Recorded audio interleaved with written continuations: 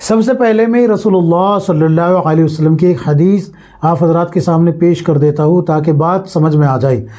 رسول اللہ صلی اللہ علیہ وسلم نے فرمایا، من تشبہ بقوم فہو منہم، جو جس کی نسبت اختیار کرے گا اس کا شمار انہی لوگوں میں ہوگا جس کی نسبت اس نے اختیار کی ہے۔ یعنی اگر کسی مسلمان نے کافر کی نسبت اختیار کی ہے تو کافروں میں شمار ہوگا، مشرکوں کی نسبت اختیار کی ہے تو مشرکوں میں شمار ہوگا، بدعتی کی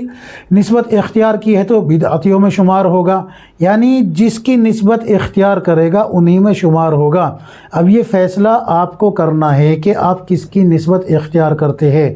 اسلام کو فالو کرتے ہیں یا پھر جو ہے الیاذ باللہ کفار کو، مشرکوں کو، بدعتیوں کو فالو کر کے آپ ان میں شمار ہونا چاہتے ہیں۔ تو یہ تو میں نے رسول اللہ صلی اللہ علیہ وسلم کی حدیث آپ حضرات کے سامنے پیش کر دی۔ اب جو پہلا سوال کیا گیا ہے کہ کیا ہم غیر مسلم دوست سے مٹھائی لے کے کھا سکتے ہیں دیوالی کی یا نہیں، تو اس کے لیے کچھ اصول ہے، ان کو سمجھ لیجئے۔ دیکھو، غیر اللہ کے نام پہ کوئی بھی چیز ہو، چاہے وہ جانور ذبح کیا گیا ہو، چاہے وہ کوئی اور کھانا وغیرہ ہو، چاہے وہ مٹھائی ہو، کوئی بھی چیز ہو، ناجائز اور حرام ہے، بالکل نہیں کھا سکتے، بالکل بھی اجازت نہیں ہے۔ اس کی مثال یہ سمجھے کہ ایک طرف خنزیر رکھا جائے،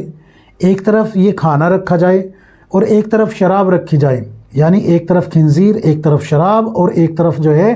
غیر اللہ کے نام پہ مشرکوں کا بنایا ہوا، غیر اللہ کے نام پہ چڑھایا ہوا یہ کوئی کھانے کی چیز، مٹھائی ہو یا کوئی اور کھانا ہو، بکرے ہو، دمبے ہو، بھیڑ ہو، بھینس ہو، کوئی بھی چیز ہو، چاہے وہ کوئی کیسا بھی کھانا ہو،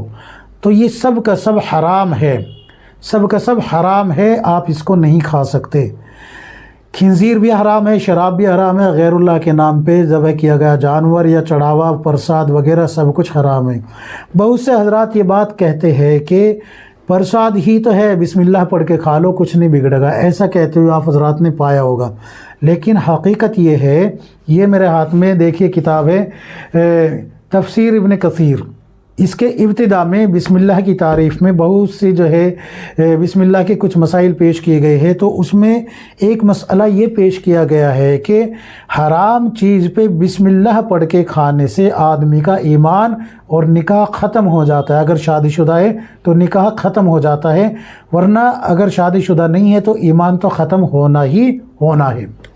سمجھ گئے نا؟ اگر کوئی خنزیر کھاتا ہے لیکن حرام سمجھ کے کھاتا ہے تو اس کا ایمان ختم نہیں ہوگا، وہ بدترین مجرم تو بن جائے گا اللہ کا، لیکن ایمان ختم نہیں ہوگا۔ لیکن اگر یہ جائز سمجھ کے کھائے تو ایمان ختم ہو جائے گا، یا ناجائز